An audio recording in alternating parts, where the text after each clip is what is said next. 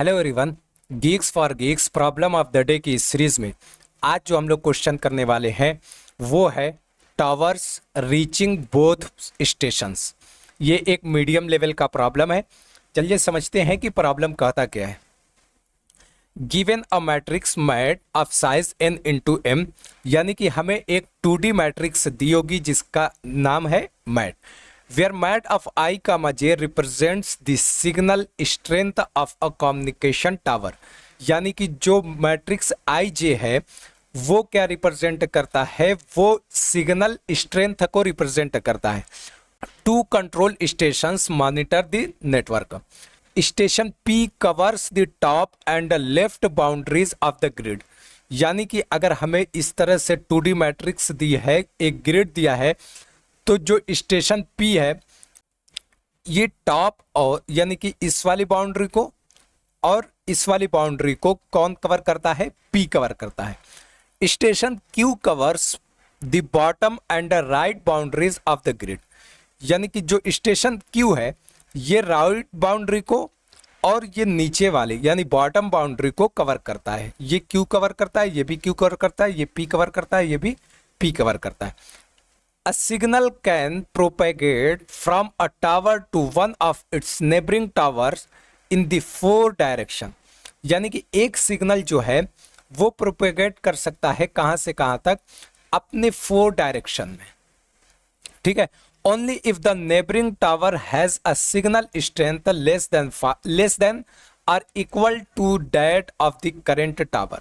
ये तभी पॉसिबल है। मान लेते हैं यहां पर एक 3x3 का मैट्रिक्स दिया है और यहां पर जो स्ट्रेंथ दिया है वो 5 दी है, यहां पर मान लेते हैं 4 दिया है, यहां पर 3 दिया है, यहां पर 1 दिया है, यहां पर 2 दिया है, यहां पर कुछ भी दिया हो 6 7 8 9। ये 5 जो है प्रोपेगेट राइट साइड में तभी कर सकता है क्योंकि इसकी स्ट्रेंथ जो है इससे कम है, तो ये राइट साइड में प्रोपेगेट कर सकता है। इसी तरह ये लेफ्ट में भी कर सकता है, इसी तरह ये अप में भी कर सकता है, ये डाउन में भी कर सकता है। क्यों कर सकता है? क्योंकि जो इसकी करंट स्ट्रेंथ है वो नेक्स्ट वाले स्ट्रेंथ से क्या है, ज्यादा है। अब यहां पर अगर हम 4 को उठाएं तो 4 ऊपर भी प्रोपेगेट नहीं कर सकता, नीचे भी प्रोपेगेट नहीं कर सकता, क्योंकि इसकी स्ट्रेंथ जो है वो इन दोनों से कम है। प्रोपेगेट तभी कर सकता है जब करंट की स्ट्रेंथ जो है वो नेक्स्ट वाले से क्या होना चाहिए, ज्यादा होना चाहिए। Determine the number of towers x, y from which a signal can eventually reach both station P and Q, यानी कि हमें ऐसे नंबर ऑफ टावर्स निकालने हैं जो दोनों स्टेशंस पे पहुंच जाता है, स्टेशन P पे भी और स्टेशन Q पे भी। जैसे यहां पर अगर हम 5 को उठाएं तो 5 राइट साइड में बढ़ जाता है और यहां पर Q के पास पहुंच जाता है। इसी तरह ये लेफ्ट में अगर देखें तो ये P के पास भी पहुंच जाता है। इसी तरह ये नीचे भी आ सकता है, ऊपर भी जा सकता है, लेकिन हमें एटलीस्ट एक बार P और Q तक पहुंचना चाहिए। अगर ये दोनों पे पहुंच जाता है, दोनों स्टेशंस पे पहुंच जाता है, अगर वो दोनों स्टेशंस पे पहुंच जाता है तो हम लोग उसको काउंट कर लेंगे। ठीक है, any tower located on a boundary covered by a station can transmit directly to that station. इसका मतलब ये है कि बाउंड्री पे अगर कोई भी टावर है तो ये डायरेक्टली क्या है, ये डायरेक्टली P को पहुंच रहा है। इसी तरह अगर इस वाले को देखें तो ये तो ऑलरेडी मतलब ऑटोमेटिकली ये Q तक पहुंच रहा है। अब चलिए एग्जाम्पल देखते हैं। एग्जाम्पल के अंदर जो मैट्रिक्स दिया है इसके अंदर एलिमेंट्स यानी कि जो टावर्स हैं वो क्या क्या दिए हैं, 1 2 2 3 5, यानी कि ये फर्स्ट लाइन हो गई। देन यानी कि ये फर्स्ट रो हो गई। सेकंड रो के लिए 3 2 3 4 4, देन थर्ड रो के लिए, देन फोर्थ रो और इसी तरह फिफ्थ रो। ये बाउंड्री स्टेशन Q को कवर कर रही है और ये बाउंड्री स्टेशन Q है। इसी तरह ये बाउंड्री स्टेशन P है और ये बाउंड्री क्या है, स्टेशन P है। अब यहां पर देखें 0 4 एंड 4 0, यानी कि ये कॉर्नर वाला टावर और ये कॉर्नर वाला टावर ऑटोमेटिकली दोनों स्टेशंस तक पहुंच रहे हैं। ठीक है, यही एक्सप्लेनेशन में भी दिया हुआ है कि 04 and 40 are part of both P and Q, यानी कि ये दोनों स्टेशंस के पार्ट हैं। अब आगे बढ़ते हैं,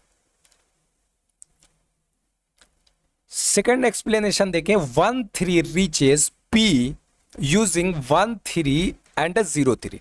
यहां पर देखें 13 कौन सा हो जाएगा, ये हो जाएगा 4। ठीक है, अब 4 क्या है कि हमने बताया कि ये चारों डायरेक्शन में कम्युनिकेट कर सकता है, या कह सकते हैं कि चारों डायरेक्शन में ये जा सकता है, और ये तभी जा सकता है जब इसका नेक्स्ट जो टावर की स्ट्रेंथ है वो इससे कम हो। अगर हम देखें तो इसकी स्ट्रेंथ जो है इससे कम हो या इसके इक्वल हो। जैसे यहां पर देखें ये ऊपर जा सकता है, क्यों? क्योंकि ऊपर वाले की स्ट्रेंथ इससे कम है। इसी तरह ये लेफ्ट में भी जा सकता है, इसी तरह ये डाउन में भी जा सकता है।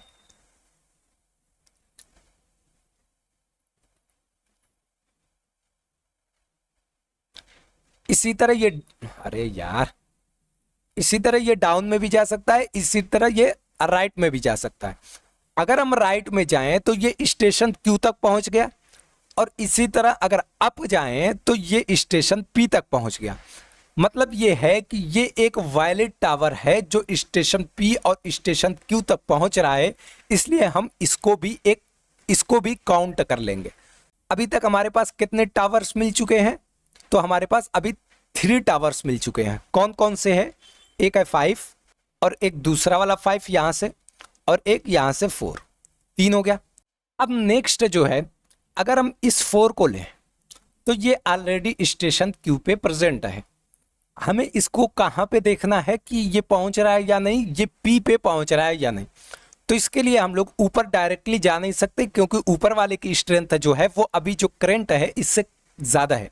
तो हम लोग लेफ्ट में जा सकते हैं क्योंकि ये इक्वल है।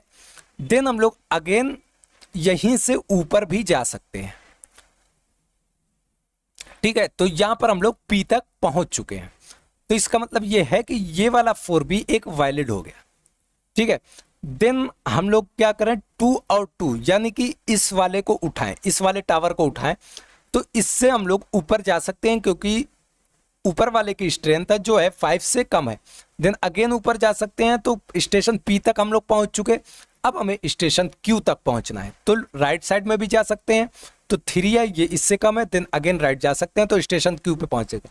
यहां पर इसके लिए 2 ऑप्शन और हैं कि यहां पर ये लेफ्ट भी जा सकता है, इसी तरह ये डाउन में भी जा सकता है। तो हमें कम से कम एक वैलिड मिलना चाहिए कि जिधर से हम लोग स्टेशन P या Q तक पहुंच सकते हैं।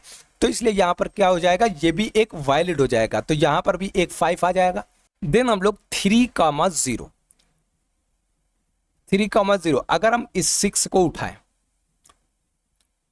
तो ये ऑलरेडी P पे है, हमें इसको लेके कहां जाना है, Q पे। Q पे ले जाने के लिए हम लोग डाउन में अगर चले जाएं तो ये डायरेक्टली Q पे पहुंच जाएगा। तो ये भी एक वैलिड हो गया, तो 6 हो गया। इसी तरह हम लोग अगर हम 3,1 यानी कि इस वाले को उठाएं तो क्या हो जाएगा, ये न ही P पे है न ही Q पे है। Q पे ये बहुत ही आसानी से आ सकता है क्योंकि 7 से 1 पर आ जाए, और 7 जो है वो ग्रेटर देन है 1 से, तो स्टेशन Q पे आ गए। P पे आने के लिए हम लोग डायरेक्टली लेफ्ट में आ जाए क्योंकि 6 जो है वो लेस देन है 7 से, तो ये स्टेशन P और Q दोनों तक पहुंच रहा है, इसलिए 7 भी इसका आंसर हो जाएगा। यहां पर देखें टोटल कितने ऐसे टावर्स हैं जो स्टेशन P और स्टेशन Q तक पहुंच सकते हैं, तो वो है 7, वो है टोटल 7। कौन कौन से, 5, 5, 4, 4, 5, 6, 7। अब देखें इसके अलावा कोई भी ऐसा नहीं है जो स्टेशन P और स्टेशन Q दोनों तक पहुंच जाए। अगर हम इस 2 को उठाएं तो ये P तक तो पहुंच रहा है लेकिन Q तक नहीं जा सकता क्योंकि यहाँ पे 3 जो है इससे बड़ा है, यहाँ पर 4 भी इससे बड़ा है। इसी तरह अगर हम इस 4 को उठाएं तो ये 4 से हम लोग Q तक तो आ सकते हैं, नीचे आने के बाद Q तो आ सकते हैं, लेकिन P तक नहीं जा सकते। यहां से ऊपर तो जा सकते हैं लेकिन इसके बाद कहीं पे नहीं जा सकते। इसी तरह लेफ्ट में जा सकते हैं लेकिन इसके बाद फिर से वापस नीचे ही आ सकते हैं, P तक नहीं पहुंच सकते हैं। इसलिए यहां पर जो वैलिड टावर्स हैं वो कितने हैं, टोटल 7 है। अब सेकेंड एग्जाम्पल देखें तो सेकेंड एग्जाम्पल में 2 × 2 का मैट्रिक्स दिया हुआ है और इसके एलिमेंट्स दिए हुए हैं 2 2 2 2। यहां पर जो है ये किसको कवर कर रहा है, ये Q को, ये किसको कवर कर रहा है, ये Q को, और ये किसको कवर कर रहा है, ये P को, और ये किसको कवर कर रहा है, ये P को। यहां पर हर एक एलिमेंट P और Q तक इजिली प्रोपेगेट कर सकता है। कैसे? अगर इस वाले को उठाएं तो ये P पे भी है और Q पे भी है। अगर इस वाले को उठाएं ये Q पे है लेकिन P पे बहुत ही आसानी से पहुंच सकता है क्योंकि ये दोनों इक्वल है। इसी तरह ये P और Q दोनों पे है और ये P पे है। Q पे आने के लिए नीचे में या राइट में हम लोग मूव कर सकते हैं। तो इसलिए इसका आंसर क्या आ जाएगा, इसका आंसर हो जाएगा 4। अगर टाइम कॉम्प्लेक्सिटी देखें तो ऑर्डर ऑफ n × m दिया है और स्पेस कॉम्प्लेक्सिटी भी ऑर्डर ऑफ n × m दिया है।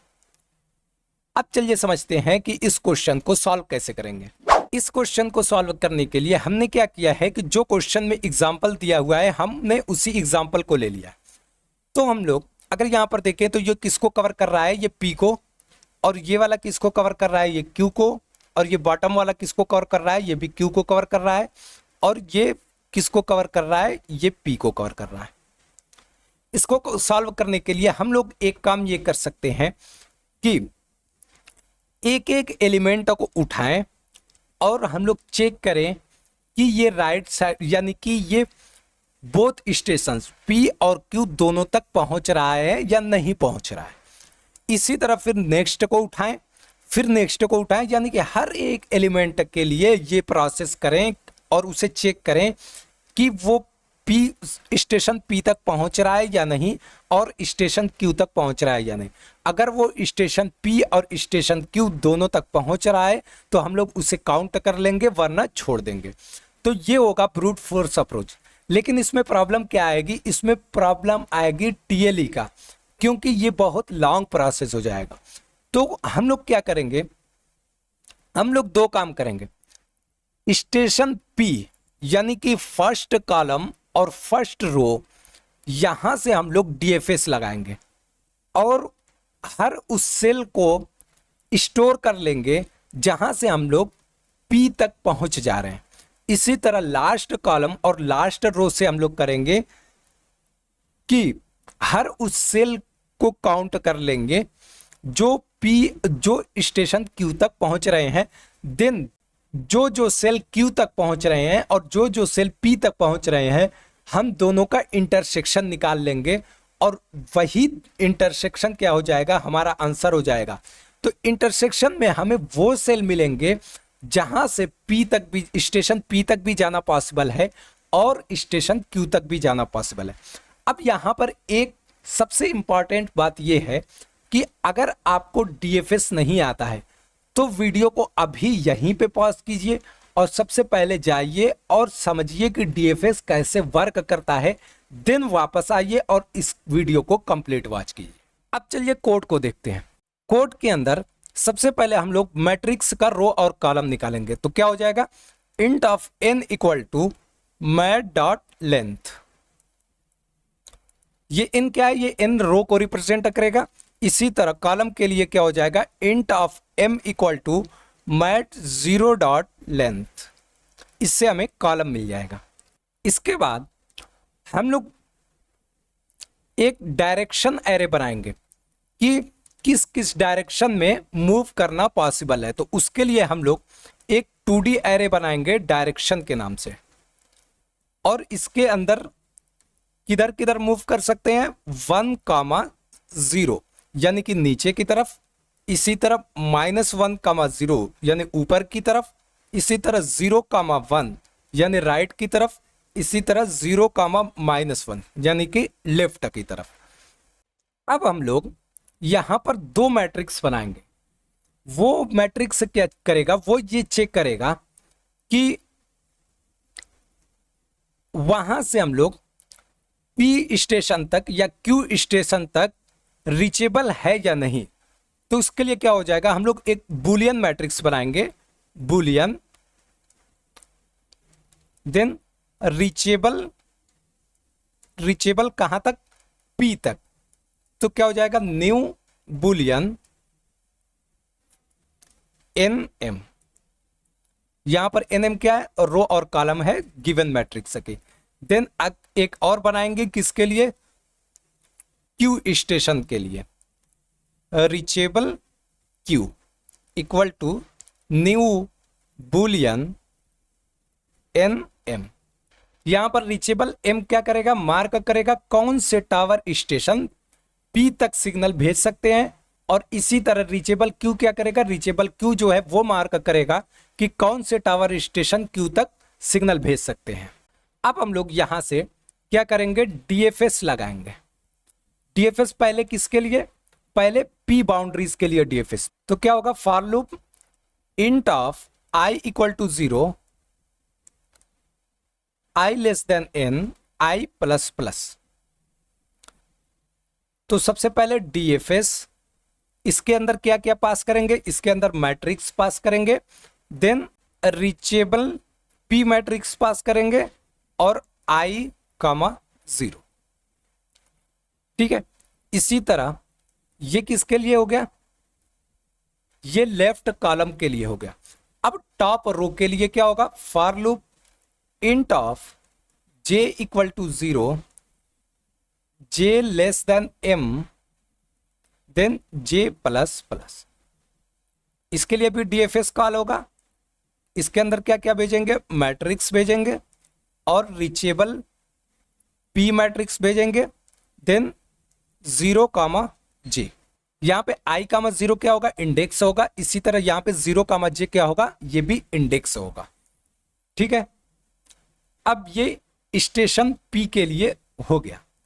अब स्टेशन क्यू के लिए, अब स्टेशन क्यू में सबसे पहले राइट कॉलम के लिए क्या हो जाएगा, फॉर लूप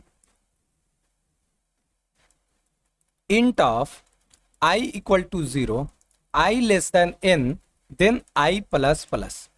यहां पर भी डीएफएस कॉल होगा, मैट्रिक्स सेंड करेंगे और रीचेबल क्यू मैट्रिक्स सेंड करेंगे, I comma M minus 1।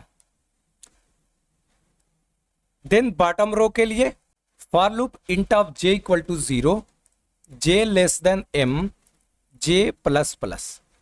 DFS matrix, reachable Q comma N minus 1 comma जे।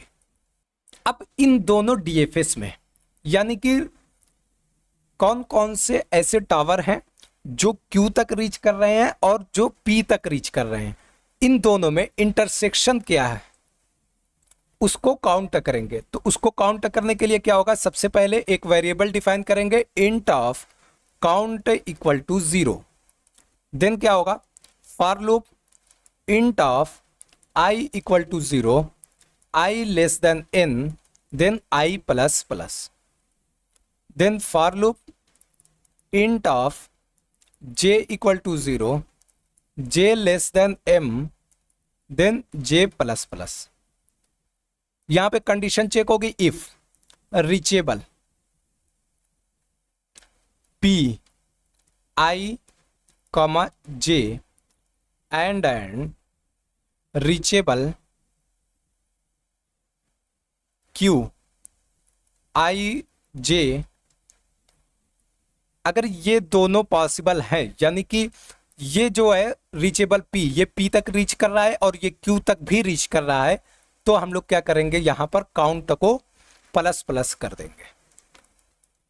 यहां से क्या होगा, काउंट हो जाएगा। अगर वो रीचेबल पी और रीचेबल क्यू दोनों में ट्रू है, मतलब वो टावर दोनों स्टेशन तक सिग्नल भेज सकता है, तो यहां पे क्या होगा, काउंट प्लस प्लस हो जाएगा। अब हम लोग डीएफएस का कोड लिखते हैं। तो क्या होगा, यहां पर void डीएफएस इंट मैट्रिक्स, और यहां पर क्या आएगा, बुलियन मैट्रिक्स। बुलियन, इसको हमने नाम दे दिया विजिटेड। देन इंट एक्स,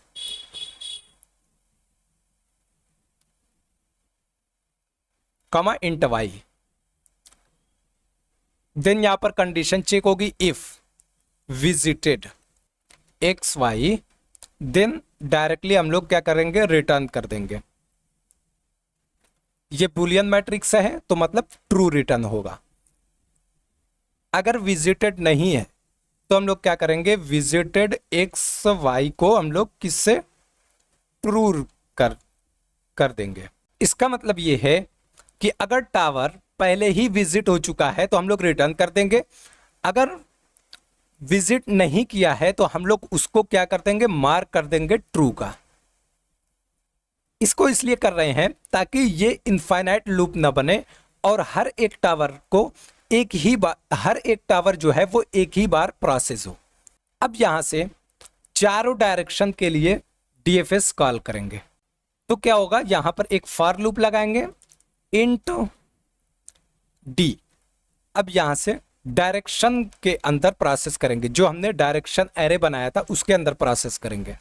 तो क्या होगा, int N X equal to X plus D of 0 comma N Y equal to Y plus D of 1। ठीक हो। उसके बाद इफ यहां पर कंडीशन चेक होगी, क्या चीज, N X is greater than or equal to 0 and N X is less than N.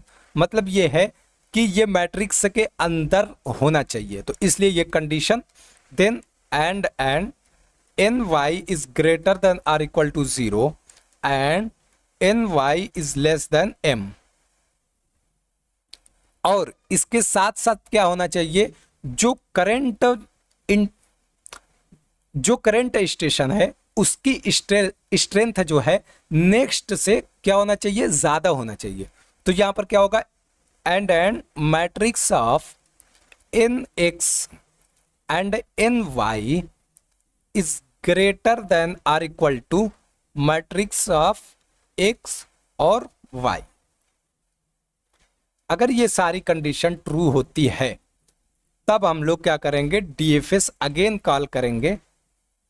तो क्या होगा, डीएफएस इसके अंदर क्या क्या मैट्रिक्स को पास करेंगे, देन विजिटेड, यानी कि अभी हमने इसका नाम चेंज कर दिया है बुलियन मैट्रिक्स का, इसलिए यहां पर विजिटेड, देन एन एक्स और एन वाई के लिए। इससे क्या होगा, ये हर एक टावर के क्या करेगा, नेबर्स को विजिट करेगा। ठीक है। और लास्ट में हम लोग रिटर्न कर देंगे रिटर्न काउंट। अब चलिए जीएफजी के प्लेटफॉर्म पे चलते हैं और इसका कोड देखते हैं। हम लोग यहाँ पर जीएफजी के प्लेटफॉर्म पे आ चुके हैं और सबसे पहले हमने यहाँ पर दो वेरिएबल डिक्लेयर किया है मैट्रिक्स का रो और कॉलम को निकालने के लिए। उसके बाद हमने एक और मैट्रिक्स डिफाइन किया है, किसके नाम से, डायरेक्शन के नाम से। और यहाँ पर हमने 4 डायरेक्शन जो जिसकी तरफ मूव करना पॉसिबल है उसके इंडेक्स को हमने यहाँ पर लिख लिया है। देन हम लोग यहाँ पर 2 मैट्रिक्स और बना रहे हैं, बुलियन मैट्रिक्स होगा रीचेबल P और रीचेबल Q के नाम से। अब यहाँ पर हम लोग डीएफएस लगाएंगे, किसके लिए, स्टेशन P की बाउंड्रीज के लिए, फिर स्टेशन Q की बाउंड्रीज के लिए। उसके बाद हम लोग इंटरसेक्शन को काउंट करेंगे और यहां से काउंट को हम लोग डायरेक्टली रिटर्न कर देंगे। अब डीएफएस के लिए हम लोग ने यहां पर फंक्शन लिखा है, तो डीएफएस के लिए फंक्शन के अंदर हम लोग मैट्रिक्स पास कर रहे थे और बुलियन मैट्रिक्स को और एक्स को और वाई को और जो जिस डायरेक्शन में मूव करना पॉसिबल है, यानी कि चारों डायरेक्शन को हम लोग यहां पर लिख रहे थे। उसके बाद अब यहां पर चारों डायरेक्शन के लिए हम लोगों ने एक लूप लगाया है डी को, जो डायरेक्शन के अंदर ट्रेवर्स करेगा और यहां पर हम लोग एक एक वैल्यू को अपडेट करेंगे। फिर हर एक के लिए हम लोग डीएफएस को कॉल करेंगे और इसी तरह हर एक के इंडेक्स को स्टोर करेंगे। फिर वहां से हम लोग इंटरसेक्शन क्या मिलेगा, हमें इंटरसेक्शन मिलेगा और जो कॉमन इंटरसेक्शन होगा हम लोग उसे काउंट कर लेंगे। अब चलिए इसको रन करके देखते हैं। यहां पर देखें ये सक्सेसफुली रन हो रहा है। अब चलिए सबमिट करके देखते हैं। ये सक्सेसफुली सबमिट भी हो चुका है। तो मिलते हैं कल की वीडियो में एक और नए क्वेश्चन के साथ।